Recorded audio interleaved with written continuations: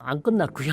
아직 인지 협상을 하고 있습니다. 휴전은 되는데 종전하고는 또 별개의 문제. 일시적인 휴전을 할 수 있다. 트럼프가 이제 풀어야 할 가장 중요한 문제는 뭡니까? 이란 핵 문제거든요. 이게 해결이 안 되잖아요. 그러면 남은 옵션은 뭐가 있습니까? 없거든요. 그러면 이란 핵시설을 이스라엘이 타격하는 방법밖에 없어요.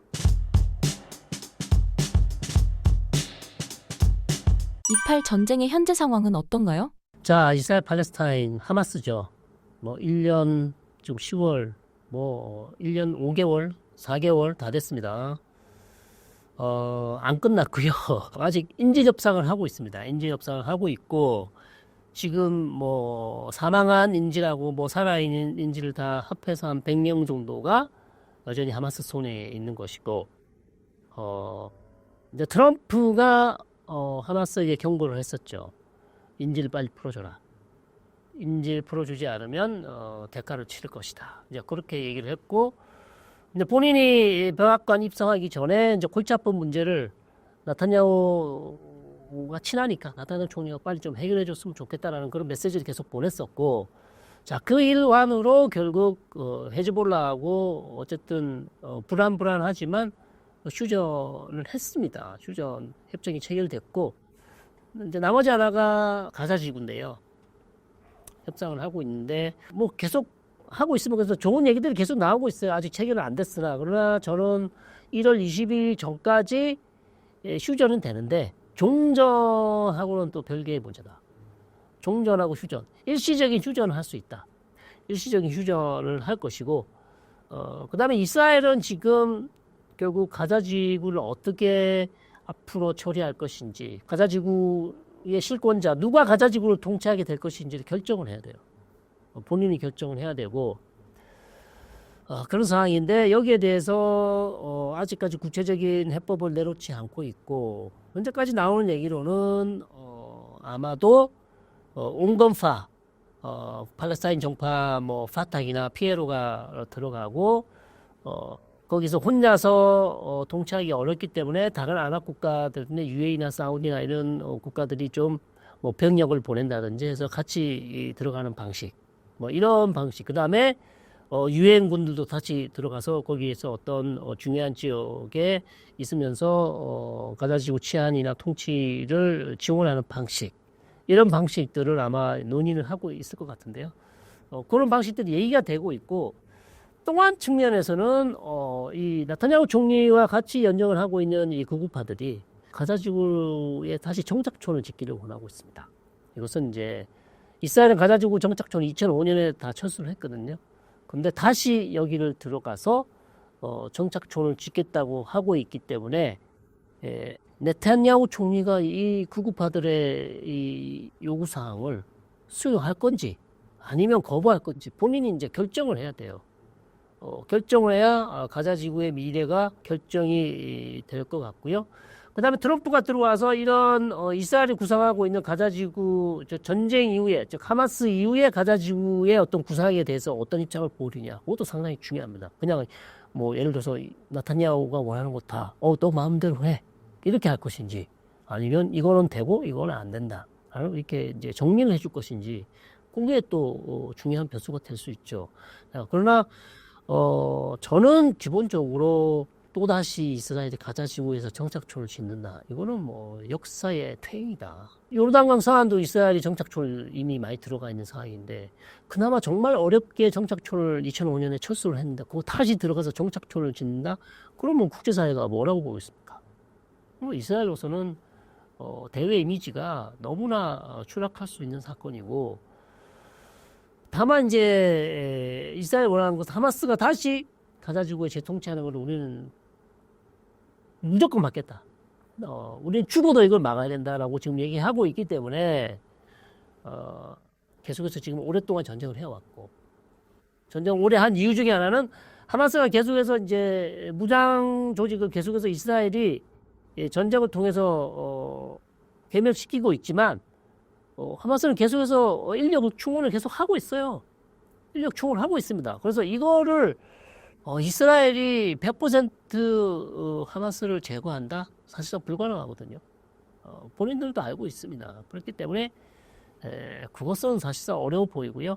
다만 하마스가 아닌 원건적파 파탁이 이 가자지구 통치하는 방식 이곳으로 이제 가야 될 텐데 물론 이제 파탁이 그렇게 할 능력이 있냐 없냐 이걸 두고 또 한참 또 논란이 되겠죠. 이 부분에 대해서. 그러나 전체적인 큰 그림은 가자지구에 더 이상 이스라엘이 존재하지 않는 것이 가장 좋은 해법인데 현재로서는 이스라엘이 그런 선택을 할지는 알 수가 없습니다. 조금 더 지켜봐야 되고 제 생각엔 그렇게 갈 가능성이 별로 없다. 그렇게 보는 거죠. 네타냐후가 정착촌 건설에 매달리는 이유는 무엇인가요? 왜냐하면 구구파들이 욕을 하고 이제 이걸 안 들어주면요 연정이 무너지거든요. 연정이 무너지면 총리직을 수행을 못합니다. 쉽게 말해서 연정이 무너지면 권력을 잃게 되잖아요. 그러면 90일 내에 총선 들어가거든요. 그러면 총선에서 이길 가능성이 있냐? 그거를 이제 선거를 해봐야 되는 것이고, 우리가 조기 총선을 갈 수밖에 없는 것이에요. 자, 그러다 보니 본인이 계속해서 총리직을 유지하려면 이 사람들이 하는 욕을 들어줘야 되는 거죠. 자, 그런 본인이 정치적 생존을 위해서 계속해서 구구파들의 말을 들어줄 수밖에 없는. 뭐 국제사회가 아무리 비판을 해도 내가 살아남기 위해서는 얘들의 말을 들어줘야 된다라는 그런 너무나 이제 어떻게 보면 근시안적인 본인의 정치적 이익을 위해서 지금 뭐 이스라엘 국가가 이스라엘이라는 나라가 욕을 먹든지 말든지 나만 살면 돼 이런 식으로 정치를 하는 것은 안 된다는 거죠. 그렇기 때문에 좀 현명한 결정을 해야 되는데요.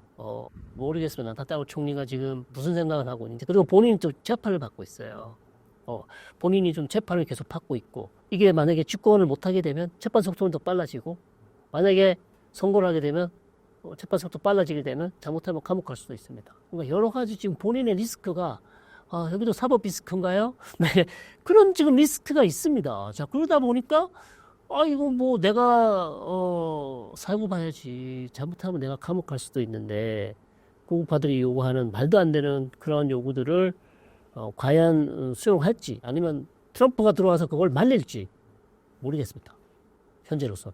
트럼프가 중동 전쟁을 빠르게 끝내겠다고 선언했었습니다. 트럼프 정부가 들어선 이후 중동은 어떤 양상으로 흘러갈 것으로 보시나요?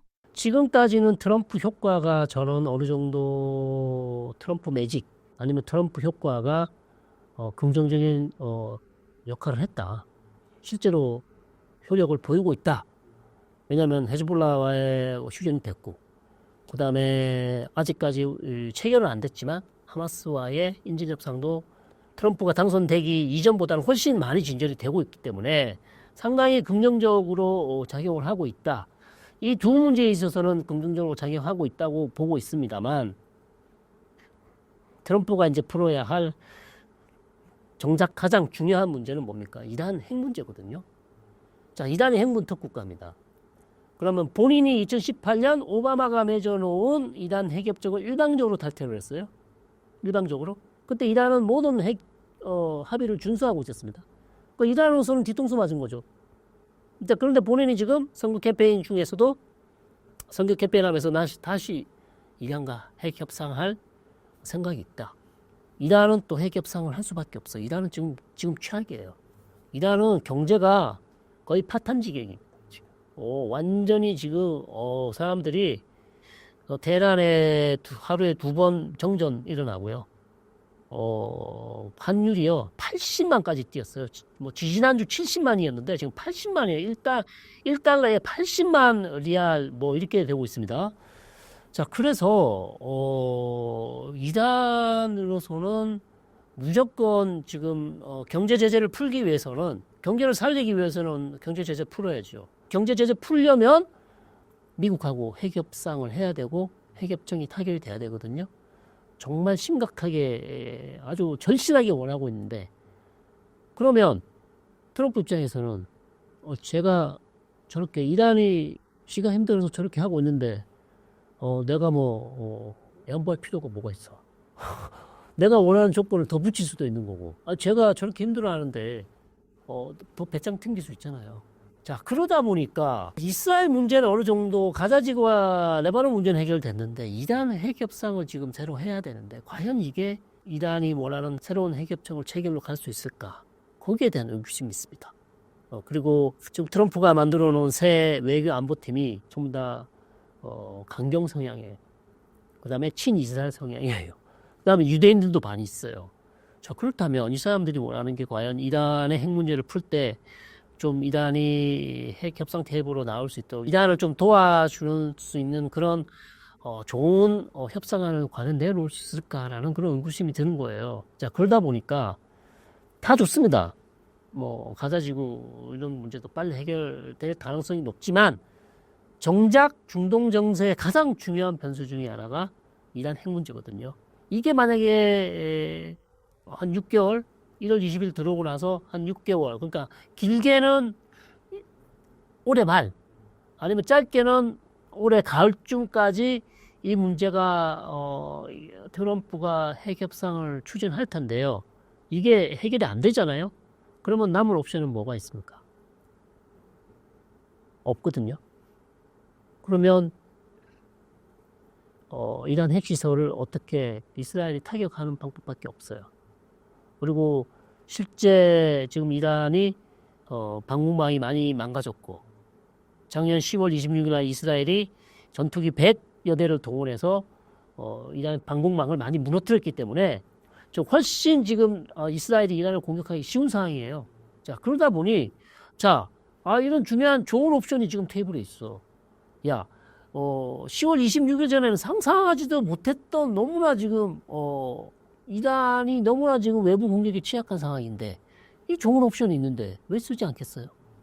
자, 그렇기 때문에 저는 이란 핵 문제를 만약 해결하지 못한다면 올해 미국과 이란의 대치 상황에 따라서 중동 정세가 다시 한번 경랑 속으로 빠질 수 있다. 그렇게 지금 생각하고 있습니다. 트럼프 2기 정부의 중동 정책에 대해서 설명해 주신다면요? 자, 1기 때는 사실 트럼프가 이란의 핵 문제를 본인이 오바마가 한 핵협정을 없애고 내가 해야 된다. 본인의 실적을 세우려고 사실 그렇게 했었었고, 자, 그걸 부추긴 게 사실 네타냐후 총리예요. 핵협정을 탈퇴하라고 부추긴 게 네타냐후 총리였고, 자, 그런 상황이었고, 그 다음에 중동 지역에서 그래도 그 당시에는 트럼프 주변에 군인 출신들이 많이 있었고, 그러면서 나름대로 병력을 뺐다가 다시 재배치한다든지 이런 식으로 했었고요. 그 다음에 걸프 국가들과도 상당히 나름대로 잘 지냈죠. 나름대로 잘 지냈는데, 바이든이 들어와서 이제 사우디의 MBS가 언론인을 죽이는 바람에 바이든이 상당히 사우디하고 관계가 안 좋았고 그게 계속 유지가 됐었던 측면이 있는데, 자, 이기에 들어와서 결국 저는 트럼프가 보여줄 수 있는 차이점은 1기 때처럼 계속해서 돈 드는 거 안 할 거야. 그 다음에 귀찮은 거 나 신경 쓰기 싫어. 그리고 바이든도 마찬가지지만 트럼프가 지금 가장 해결해야 될 중요한 문제 중에 하나가 중국이잖아요. 예, 중국을 어떻게 잡느냐. 이건데 거기에 계속 몰두를 할 것인지, 그러니까 중동은 그냥 아예 버려두고 나는 모르겠다. 네타냐후야, 네가 알아서 해라. 나는 모르겠다. 이란 문제도 네가 해결하고 나는 지금 중국을 잡아야 돼. 얘들을 잡아야 된다. 이렇게 나갈지.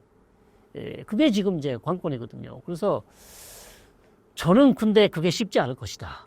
쉽게 말해서 중동 떠나기, 그 다음에 외교적 고립주의, 과연 그게 가능할까? 시리아가 중동 지역 정세에 너무나 중요한 국가인데 이것을 미국이 개입하지 않고 그냥 방치한다. 이것은 오히려 정말 중동 지역 전체가 다시 한번 경랑 속으로 빠질 수 있는 것이고, 그 다음에 본인이 얘기했던 것처럼 이란 핵 문제 협상을 할 겁니다. 협상을 할 건데 이제 협상 결과를 우리가 알 수가 없는 것이죠. 그래서 적극적으로 저는 트럼프가 개입할 수 없는 밖에 없는 그런 상황이고, 그 다음에 이제 중요한 또 새로운 정책 중에, 아니면 1기 때도 마찬가지였겠습니다만 마가 정책, Make America Great Again 하려면 기름을 셰일가스를 다 아시잖아요. 최대한을 뽑을 거예요.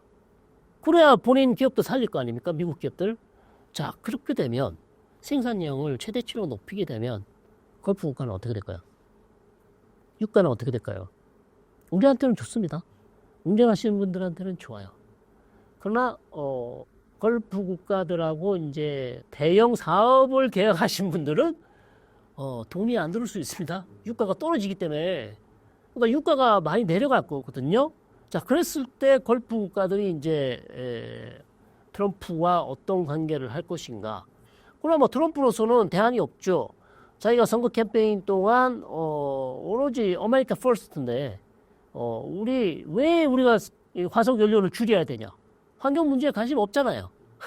그러면 최대한 생산해서 유가 낮출 것이고 그러면서 골프 국가들이 상당히 이 코너로 몰릴 가능성도 있습니다. 그래서 그러면 이제 오펙 플러스가 어떤 감산 정책을 할지 이제 결정을 해야 되겠죠. 그래서 유가 측면에서는 트럼프의 정책은 선명해 보인다. 분명히 셰일가스를 계속해서 생산해 낼 것이고요. 그 다음에 또 하나의 변수는 중국이 이란의 원유와 정유를 계속 거의 뭐 80% 받고 있잖아요. 이걸 가만 놔둘 거냐는 거죠. 가만 안 둘 가능성이 있거든요. 수단과 방법을 가리지 않고 이란이 사실은 바이든은 눈 감아줬잖아요. 눈 감아줬는데 이거를 다 잡아버리면 중국이 그러면 살 데가 없습니다. 지금 싼 값으로 이란으로부터 아주 재미를 짭짤하게 받잖아요. 그러면 이거 막아버리면 누구한테 사겠습니까? 오히려 저는 좀 괴상한 아이디어지만 야 우리 거 사. 네. 뭐 우리 거 싫으면 그러면 당연히 오히려 골프 국가 거 사겠죠. 그러면서 야 우리가 유가를 낮춰줬지만 다른 노선 하나 니네 생산 노선 하나 만들어주지 않냐. 야 중국에 팔아. 그러면 이란 거 막아줄게. 이렇게 할 가능성도 있어요. 왜냐하면 이란이 협상 테이블로 나오게 하기 위해서는 또 최대 압박을 할 거거든요. 그 중에 가장 중요한 키 중에 하나가 저는 이거라고 봅니다. 돈줄. 이란의 돈줄 잡는 게, 야, 기름 더 이상 생산, 너 중국에 수출 못하게 될 거야? 그래도 안 나올래? 이렇게 압박할 가능성이 있어요. 근데 이게 현실화되면 사실상, 이란 경기는 정말 지금도 제약인데 상상하기 힘들 정도로 몰아붙일 수 있습니다. 그래서 그런 정책도 상당히 중동 지역 정세에 중요하죠. 이건 골프 국가에도 큰 영향을 줄 거고 중국한테도 상당히 중요한 또 변수 중에 하나 될 수 있죠. 2025년에 가장 주목해야 할 중동 정세는 무엇일까요? 저는 뭐 첫째도 둘째도 셋째도 이단이다. 네. 뭐 다양한 문제들이 많이 있습니다. 근데 뭐 우리 입장에서도 우리 한국 입장에서도 사실은 이단이 제일 중요해요.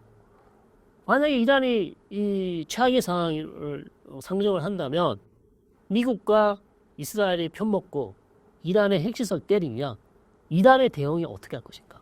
여기에 달려있죠. 여기에 지금 모든 게 달려있어요. 여기에 중동만 달려있는 게 아니라 우리의 지금 우리가 원유를 가져올 수 있냐 없냐 모든 게 달려있습니다. 정말 이란이 협박한 것처럼 때리면 우리 골프 국가 정유시설 다 때릴 거야. 이렇게 할 것인지 그렇게 되면 제가 설명 안 드려도 상상하기 싫을 정도의 어떤 그런 파장이 일겠죠. 자, 그래서 이란 문제 말고는 사실 일단 이란 문제가 해결돼야 됩니다. 이게 미국하고 이란하고 이 대치 상황이 끝나지 않는다면 아주 평화적으로 해결되지 않는다면 결국 중동의 어떤 긴장감은 계속 높아질 것이고 그렇다고 해서 자, 협상을 했는데 협상이 실패했다. 그러면 트럼프가 그럼 현상 유지해. 그냥 가만히 있겠냐고요. 말씀드린 것처럼 야, 쟤네들 중국 수출 못하게 다 막아. 자, 그랬을 경우 이란으로서는 진짜 완전히 벽에다 코너에다가 완전히 몰아넣잖아요. 그럼 자, 그렇게 도망갈 구멍을 하나도 만들어 주지 않고 그렇게 몰아붙이면 이란이 할 수 있는 수단이 뭐가 있을까요? 핵 개발이거든요. 자, 지금까지는 핵 무기를 개발할 수 있는 능력과 물질을 다 가지고 있지만 레드라인은 넘지 않았습니다. 자, 그런데 그렇게까지 코너에 밀리면 자, 구구파들이 뭐라 그러세요? 이란 내에 있는 보수파들이 야, 우리 이제 더 이상 우리의 희망을 없다. 여기서 더 이상 우리가 할 수 있는 게 뭐가 있냐. 갈 때까지 왔다 이제. 막차야. 그러면 핵밖에 없다. 그렇게 될 가능성도 있어요. 그러면 핵무기로 돌아선다면 중동 지역은 완전 또 새로운 국면으로 접어들죠. 그렇게 되면 이제 핵 도미노 현상이 일어날 것이고, 그러면 뭐 UAE, 사우디, 이집트, 트르키에 전부 다 우리는 핵 가지겠다고 난리칠 것이고요. 뭐 최악입니다. 그러면 그렇게 될 가능성이 있어서 우리에게 가장 중요한 건 뭐니 뭐니 해도 이단이다. 이단 문제가 어떻게 되냐에 따라서 중동 정세뿐만 아니라 전 세계 경제 상황, 글로벌 정세가 어떻게 바뀔지 주목해야 될 수밖에 없는